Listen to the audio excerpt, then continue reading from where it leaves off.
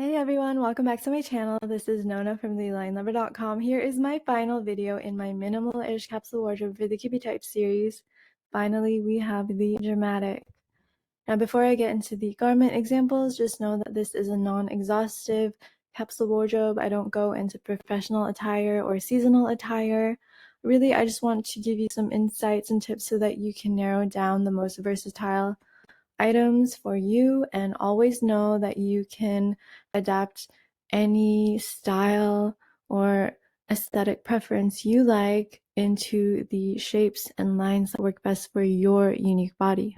Alright, first item is some variation of a stand-up or high collar blouse. The sleek upright collar frames the neck and the face and just sets up the entire silhouette for this lovely sense of tailored, sculpted elongation. If you have sleeves on your blouse, ensure that the seams are well defined. Avoid like drop sleeves or raglan sleeves that can round the shoulders and even add volume to the upper arms.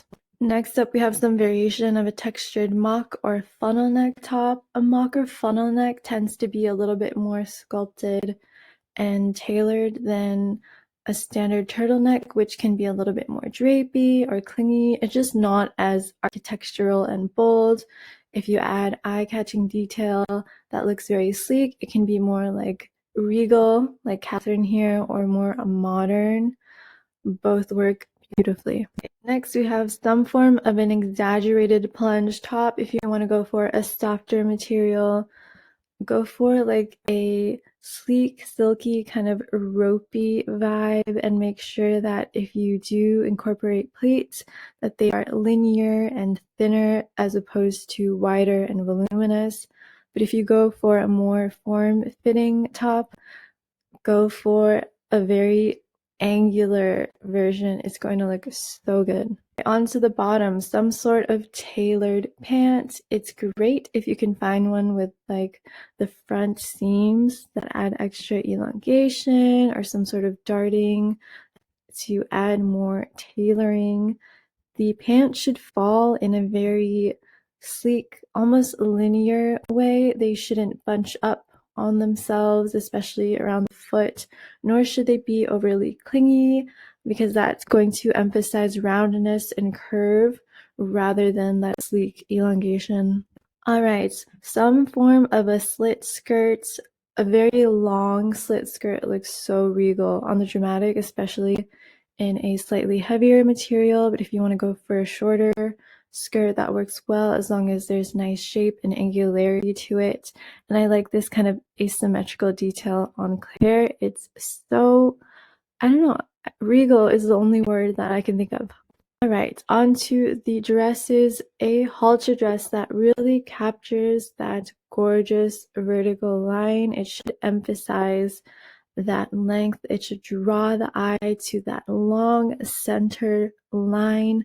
It shouldn't distract and, take the eye to the bottom of the dress only, or to like the width of the body. It should draw the eye inwards and up and down.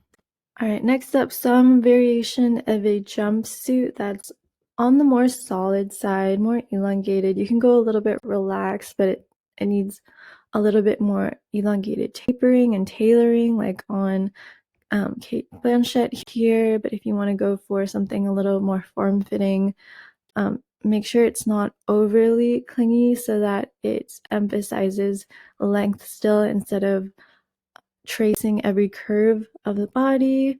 And a square neck kind of overall style is actually really lovely too. And then for outerwear, a super long coat. Look for a narrow, elongated lapel. Avoid any bulky details like big pockets or width or anything voluminous, especially at the waist. And a belt is not necessary, but if you want a coat with a belt, make sure it's well integrated.